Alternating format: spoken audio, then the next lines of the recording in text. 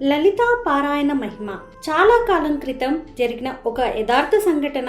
తమిళనాడులో ఒక సంపన్న కుటుంబంలో బోలెడంత ఆస్తి, చాలా కాలంగా సంతానం లేని వారికి వివాహం జరిగిన 10 సంవత్సరాలకు ఒక ఆడబిడ్డ కలిగింది. వారి పూజా ఫలం అనుకొని ఆనందంగా ఉన్నారు. ఆ అమ్మాయికి 20 సంవత్సరాల వయసు ఉంటుంది.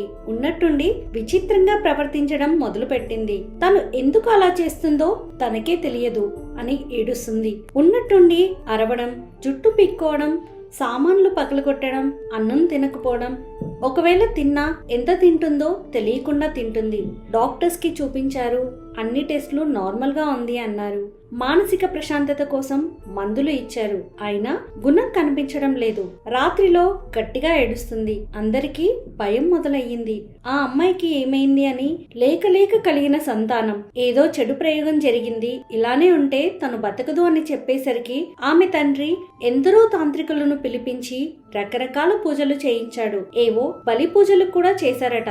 కానీ ఏమీ ప్రయోజనం కనిపించలేదు. అలా ఒకసారి ఆశ్రమంలో చెన్నైలో పౌర్ణమి పూజకు వెళ్లిన సమయంలో ఆమె తండ్రి స్వామీజీ దగ్గర కూర్చొని ఏడుస్తున్నారు. అక్కడే ఒక అమ్మాయి అమ్మవారి భక్తురాలు ఉన్నారు.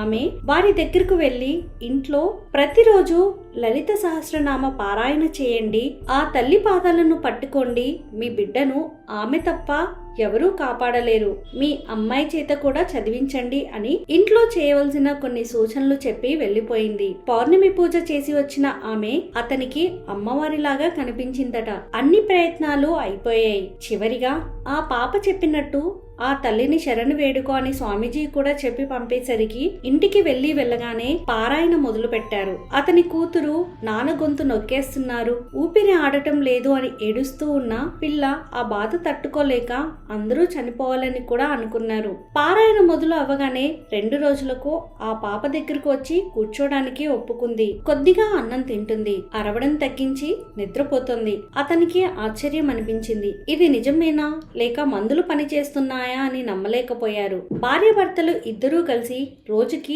9 సార్లు ఇంట్లో పారాయణ చేయడం మొదలు పెట్టారు. ఆ అమ్మాయి పరిస్థితి పూర్తిగా మెరుగుపడలేదు. కానీ తను మామూలుగా ఉన్నప్పుడు నేను పారాయణ చేస్తాను నాన్న, వింటుంటే నాకు హాయిగా ఉంది అనేసరికి ఆమె తల్లిదండ్రులు చాలా ఏడ్చేశారు. పాపం ఆ పిల్ల రోజు అమ్మ ఎవరో కొడుతున్నారు, చంపేస్తున్నారు అని భయంతో అల్లాడిపోతుంటే వాళ్ళు ఏడవని రోజు లేదు. తను ప్రయత్నంగా లలిత పారాయణం మొదలు పెట్టింది. కానీ ఒక 10 వాక్యాలు కూడా చదవలేకపోయింది. ఎవరో గొంతు నొక్కేస్తున్నట్లు బాధ ఆమెకు. తనలో కాస్త మార్పు వస్తుంది అని ఆశ్రమానికి తెలియజేశారు. ఆ పాప తండ్రి రోజు ఉదయం సూర్యుడు ఎదురుగా నిలబడి లలితా పారాయణం చేయడం మొదలు పెట్టారు. తన కూతురు కష్టం తలుచుకుని నిగ్రహించుకోలేని బాధతో ఏడుస్తూ పారాయణ చేసేవారట. ఆ తల్లి జగన్మాత వారి బాధను చూసి నిలువుగా కరిగిపోయింది అనుకుంటా. ఆ అమ్మాయికి మందులు కూడా పనిచేస్తున్నాయి. రాత్రుల్లో అరవడం, ఏడవడం, ఎవరో చంపుతున్నారు అనడం తగ్గింది. నిదానంగా పారాయణ చేయడం మొదలు పెట్టింది. ఆ అమ్మాయి కూడా ఒకసారి చదవడానికి ఒక రోజంతా పట్టేది.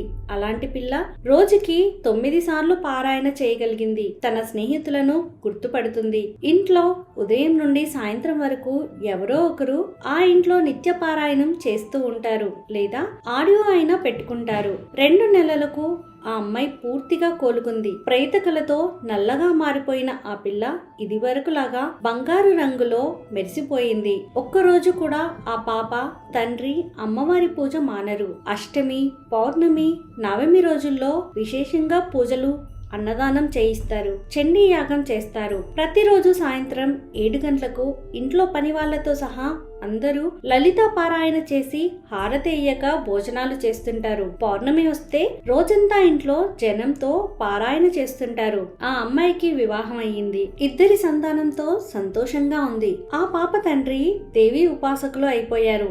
ఎందరికో లలిత పారాయణ మహిమ చెప్తూ వారందరి దగ్గర చేయిస్తున్నారు. ఇంట్లో అమ్మవారి పీఠం పెట్టుకున్నారు. ఆయన వ్యాపారాలు చూసుకుంటూ అమ్మవారి దీక్షలోనే ఉంటారు. ఆ అమ్మాయి కూడా అత్తగారి ఇంట్లో ప్రతిరోజు లలిత పారాయణ చేస్తుందట.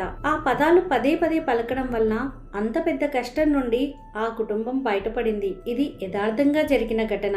ఏదో ప్రయోగం చేశారు అని పరిహారం చెప్పమని చాలా మంది అడుగుతూ ఉంటారు కదా. ఇలా పారాయణ చేయండి. దుష్ట సంహారం చేయడానికి అన్ని అవతారాలు ఎత్తిన తల్లి మీ కష్టం తీర్చదా? నమ్ముకుంటే, నమ్మకం ఉంటే ఇంతకన్నా గొప్ప పరిష్కారం లేదు మీకు.